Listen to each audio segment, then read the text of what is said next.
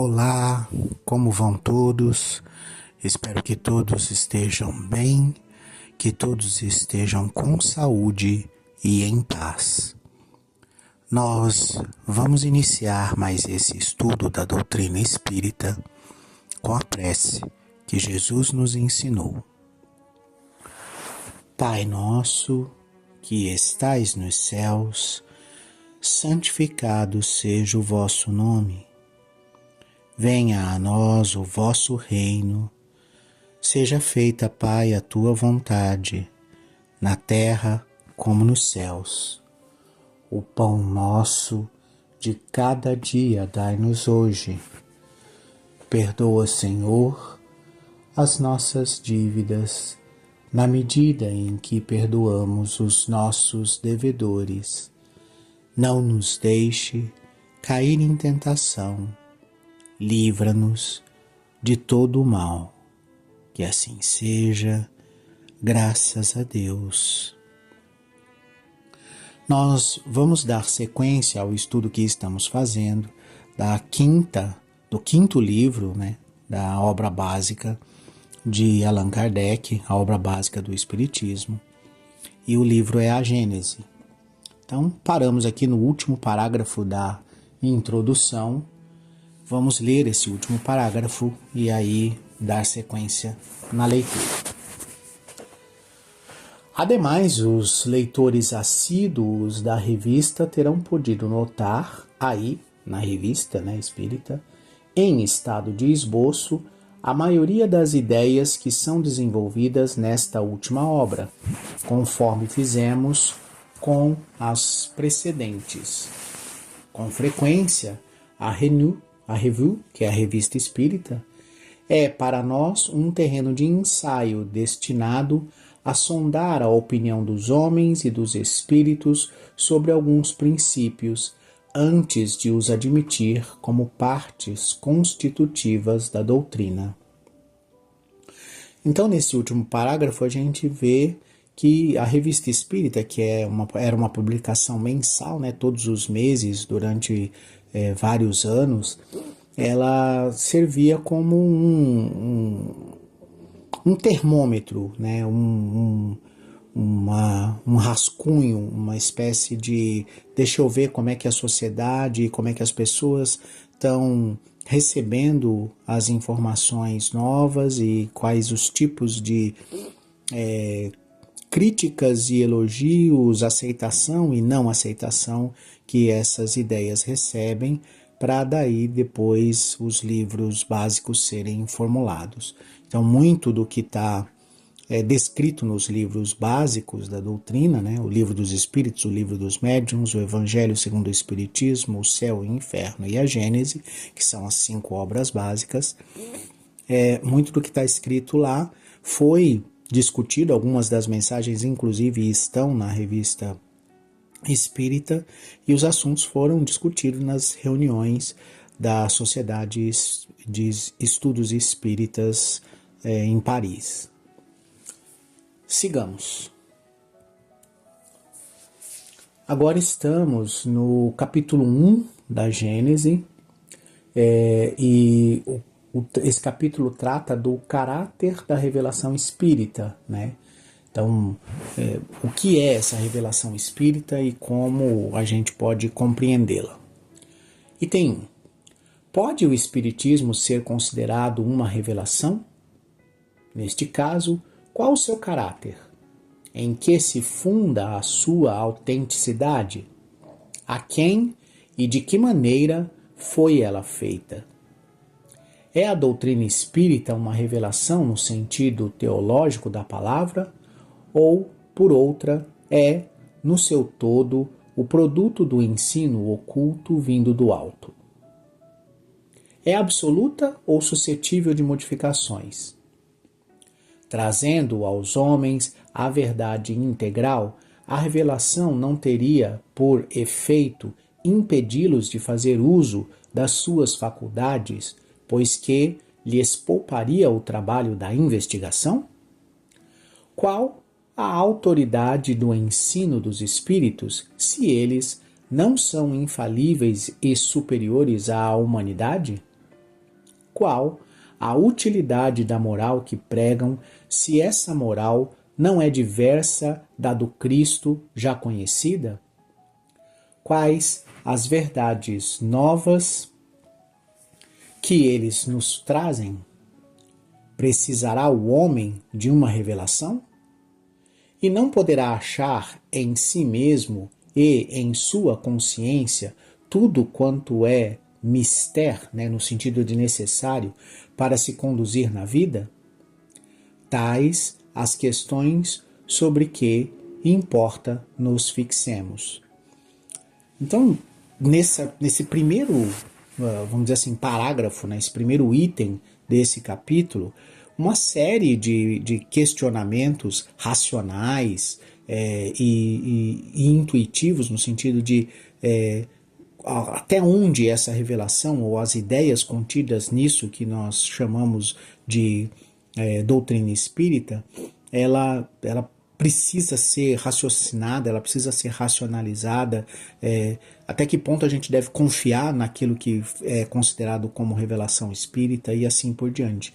Então vocês viram aí uma série de perguntas que não é só Kardec que está fazendo, mas a humanidade faz a si mesmo a cada nova revelação vinda do alto, a cada novo acontecimento marcante na humanidade, a cada nova situação, a gente se questiona sobre o porquê daquilo, para que aquilo está acontecendo, qual é a finalidade daquilo, se não estamos nos deixando envolver por uma farsa ou por um maravilhoso que acaba simplesmente encantando os olhos, mas não explicando nada cientificamente. Qual é o sentido de tudo isso?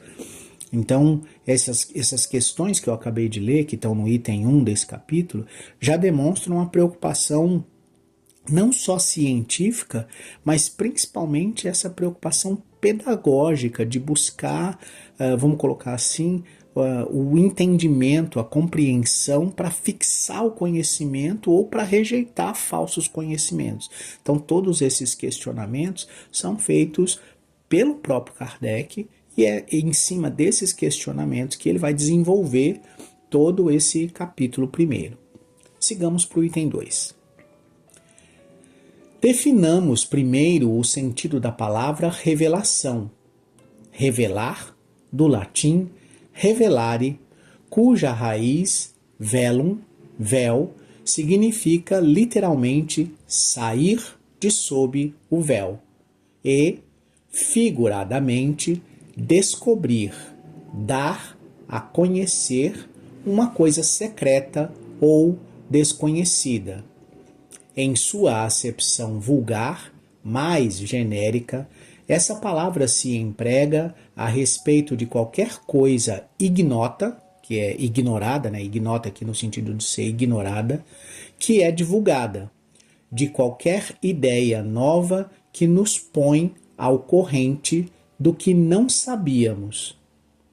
Deste ponto de vista, todas as ciências que nos fazem conhecer os mistérios da natureza são revelações, e pode dizer-se que há, para a humanidade, uma revelação incessante. A astronomia revelou o mundo astral que não conhecíamos. A geologia revelou a formação da Terra. A química, a lei das afinidades. A fisiologia, as funções do organismo, etc. Copérnico, Galileu, Newton, Laplace, Lavoisier foram reveladores. Então, quando você considera a palavra revelação como trazer a público ou trazer ao conhecimento de todos algo que era ignorado, cada pessoa que contribuiu de alguma forma para o conhecimento da humanidade é considerado um revelador. É considerado alguém que traz, vamos dizer assim, eu vou colocar do nada, porque o nada não existe, mas traz de onde não existia a informação do conhecimento, traz o conhecimento. E esse conhecimento a gente chama de revelação, não porque E por que a gente não chama, por exemplo, de invenção, né? De criação? Porque quando você revela, aquilo que você revelou já existia, né? Quando você descobre, né, como ele diz aqui, ó, sair de sobre o véu é descobrir, é tirar o véu de cima de alguma coisa, né? Alguma coisa que estava coberta com um véu e que você não sabia o que era, né? Vamos imaginar que tem um objeto sobre a mesa, você cobriu esse objeto com um véu que te impede de ver que objeto que é. Quando você remove o véu e descobre o que é que está ali embaixo, aí você passa a ter o conhecimento do que é que estava sobre o véu, ou abaixo do véu. Então, nesse sentido, a palavra revelação e a palavra descobrir têm conotações semelhantes, têm significados semelhantes.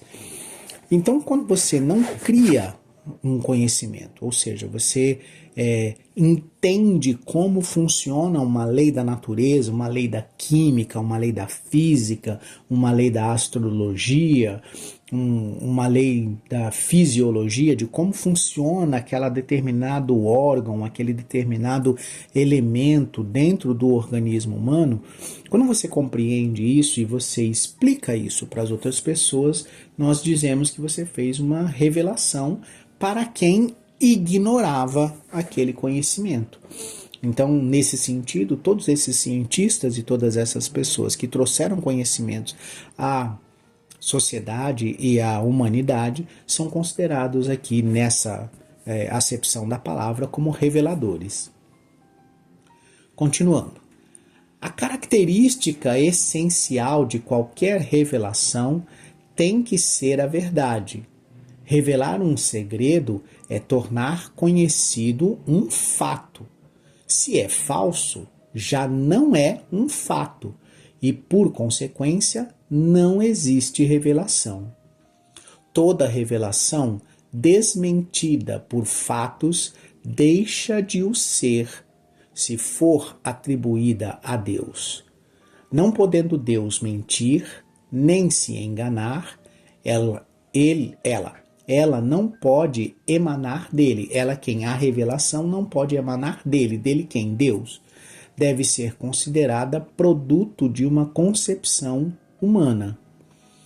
Então, assim, revelação e verdade têm uma relação direta.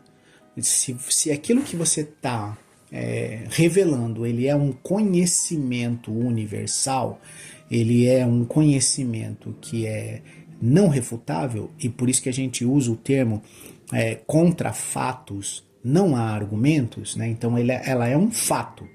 Se é um fato, ou seja, algo que efetivamente acontece, então, e esse algo que acontece não era conhecido, então temos uma revelação. Agora, se aquilo que você chamou de revelação, ele é desmentido algum tempo depois, ele é modificado, ele é atualizado, né? Então deixa de ser, vamos dizer assim, uma revelação, deixa de ser algo, como se diria, perfeito na sua concepção. Vamos dar um exemplo para ficar claro. Há algum tempo atrás, a ciência definiu o átomo como a parte indivisível da matéria, né?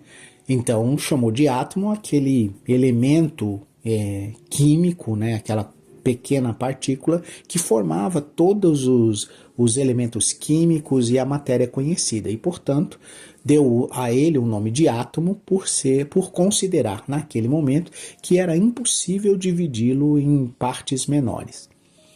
A tecnologia melhorou, o conhecimento da humanidade melhorou, e hoje o átomo ele é dividido em vários outros partes e componentes. O núcleo, que era feito de prótons e nêutrons, hoje se sabe que formam prótons e nêutrons mais de 15, 16, 17 subpartículas atômicas, né? A própria concepção da palavra átomo deixou de ser vista como indivisível, porque você já conseguia algum tempo atrás dividir o próprio átomo em prótons, nêutrons e elétrons. E isso faz com que a gente reveja. Agora, o átomo deixou de ser uma parte constituinte da matéria? Não, não deixou. Ele continua sendo uma parte constituinte da matéria. O que foi errado foi a concepção humana de que ele era indivisível naquela época. Então, o conceito foi atualizado, mas a palavra átomo, ela entrou no nosso vocabulário como sendo aquela menor partícula, né, da matéria.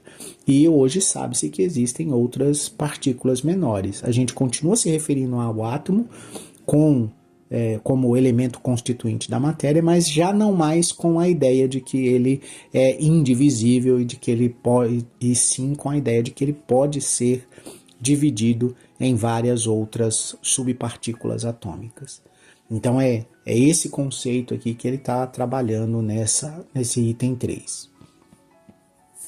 Item 4. Qual o papel do professor diante dos seus discípulos, senão o de um revelador? O professor lhes ensina o que eles não sabem, o que não teriam tempo nem possibilidade de descobrir por si mesmos, porque a ciência é obra coletiva dos séculos e de uma multidão de homens que trazem cada qual o seu contingente de observações aproveitáveis àqueles que vêm depois. O ensino é, portanto, na realidade, a revelação de certas verdades científicas ou morais, físicas ou metafísicas, feitas por homens que as conhecem a outros que as ignoram e que, se assim não fora, as teriam ignorado sempre. Então, o que a gente está, vamos dizer assim, percebendo nesse raciocínio? Né? Que se eu conheço algo, se eu tenho algo, um conhecimento de algo que você não tem, e eu passo esse conhecimento para você, naquele momento eu estou revelando o conhecimento para você, então sou considerado para você um revelador. Né? Se esse conhecimento que eu te passei, ele for, aspas, falso, o contingente da humanidade, porque, como ele diz, né, a ciência é uma obra coletiva ao longo dos séculos, então o conhecimento adquirido por outras pessoas vão acabar por me desmentir ao longo do tempo. Ou seja, a verdade permanece. A mentira, ela acaba se desfazendo ao longo do tempo. A inverdade ou a imprecisão do raciocínio acaba se desfazendo ou se atualizando ao longo do tempo. É isso que ele quer dizer. Sigamos. Mas o professor não ensina senão o que aprendeu. É um revelador de segunda ordem. O homem de gênio ensina o que descobriu por si mesmo. É um revelador primitivo. Traz a luz que pouco a pouco se vulgariza, que seria da humanidade sem a revelação dos homens de gênio que aparecem de tempos a tempos? Mas quem são esses homens de gênio? E por que são homens de gênio? De onde vieram? Que é feito deles? Notemos que na sua maioria denotam, ao nascer, faculdades transcendentes e alguns conhecimentos inatos que com pouco trabalho desenvolvem. Pertencem realmente à humanidade, pois nascem, vivem e morrem como nós. Onde, porém, adquiriram esses conhecimentos que não puderam aprender durante a vida? Dir-se-á com os materialistas que o acaso lhes deu a matéria cerebral em maior quantidade e de melhor qualidade? Neste caso, não teriam mais mérito que um legume maior e mais saboroso do que o outro. Dir-se-á, como certos espiritualistas, que Deus lhes deu uma alma mais favorecida que a do comum dos homens, suposição igualmente ilógica, pois que taxaria Deus de parcial. A única solução racional do problema está na pré-existência da alma e na pluralidade das vidas. O homem de gênio é um espírito que tem vivido mais tempo, que, por conseguinte, adquiriu e progrediu mais do que aqueles que estão menos adiantados. Encarnando, traz o que sabe e, como sabe muito mais do que os outros e não precisa aprender, é chamado homem de gênio. Mas seu saber é fruto de um trabalho anterior e não resultado de um privilégio. Antes de renascer, era ele, pois, espírito adiantado, reencarna para fazer que os outros aproveitem do que já sabe ou para adquirir mais do que possui.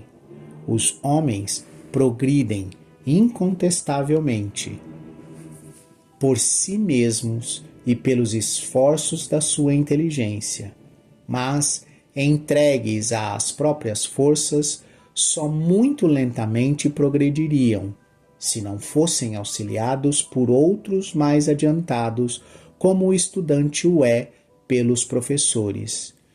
Todos os povos tiveram homens de gênios, surgido em diversas épocas para dar-lhes impulso e tirá-los da inércia.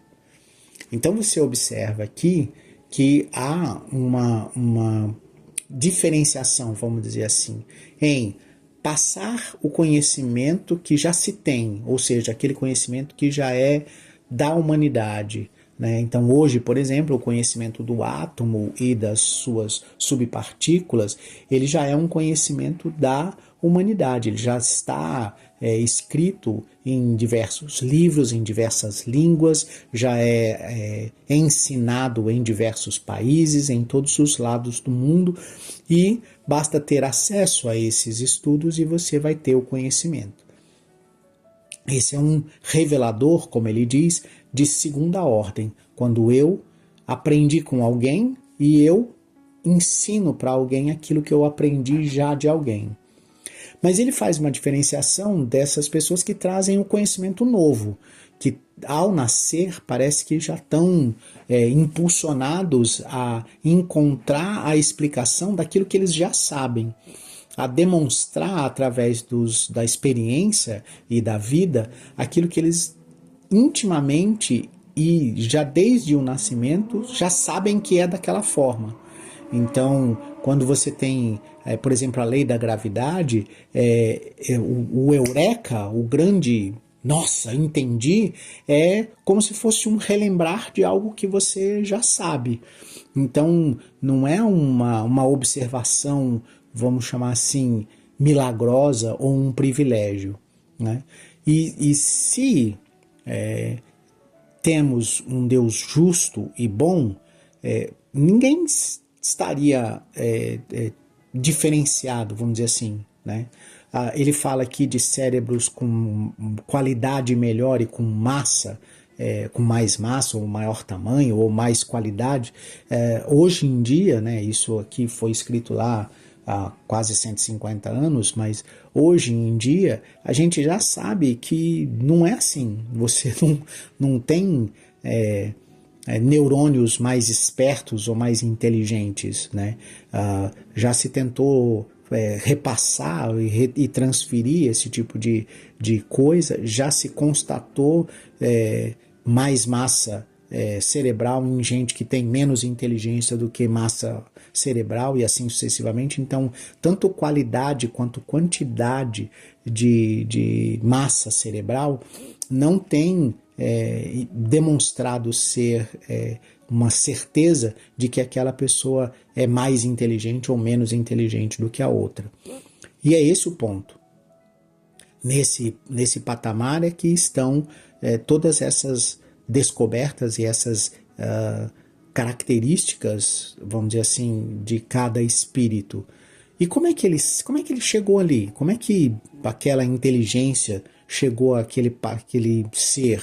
Né? Se ele partiu do mesmo nascimento que eu, se ele partiu da mesma célula ovo e fez as mesmas divisões celulares que eu, como é que ele se tornou tão mais inteligente do que eu? Para que haja uma justiça e para que essa situação não esteja literalmente ligada ao acaso, porque se você começar a ligar isso ao acaso, na verdade você está trocando o nome de Deus por acaso. Né? Então você passa a chamar Deus de acaso e aí o acaso faz tudo. Né? Então, para que haja justiça nessa distribuição, e é assim que nosso senso de lógica nos leva a concluir, teríamos partido do mesmo ponto, sim, mas cada um numa velocidade de desenvolvimento, cada um tomando as suas próprias decisões e aprendendo na sua própria velocidade, e isso provocaria as diferenças que a gente consegue ver. Então esses grandes nomes e essas grandes revelações vindas através desses gênios, né, desses espíritos de gênio, tem a ver com desenvolvimentos anteriores. Né? A gente não é criado ao mesmo tempo, nós somos criados do mesmo ponto de partida. Né? Partimos todos do mesmo lugar, mas não todos ao mesmo tempo. Então alguns já têm um pouco mais de experiência do que os outros, como ele diz aqui, né, os mais antigos e que já adquiriram mais conhecimento, ensinando aqueles que têm menos conhecimento e assim sucessivamente. E é essa a relação. Né? Então é por isso que você tem, no caso desses homens de gênio, essa capacidade inata, né? E esse aprendizado que eles já trouxeram. Por quê? Porque a inteligência é atributo do espírito. A inteligência pertence àquele plano espiritual, né? Aquele elemento espiritual, e não ao elemento material. E essa inteligência o espírito traz consigo ao renascer. Aquilo que ele já fez, aquilo que ele já progrediu, aquilo que já é o seu próprio mérito, ele traz consigo ao renascer. A gente vai tratar com mais detalhes desse assunto para frente, porque nós vamos abordar essas diferenças por vários ângulos e por vários aspectos, e a gente termina por aqui. No próximo estudo a gente continua a partir daqui. Eu me despeço de vocês com a prece que Jesus nos ensinou. Pai nosso, que estais nos céus, santificado seja o vosso nome. Venha a nós o vosso reino. Seja feita, Pai, a tua vontade, na terra como nos céus. O pão nosso de cada dia dai-nos hoje. Perdoa, Senhor, as nossas dívidas, na medida em que perdoamos aos nossos devedores. Não nos deixes cair em tentação. Livra-nos de todo o mal. Que assim seja. Boa semana a todos.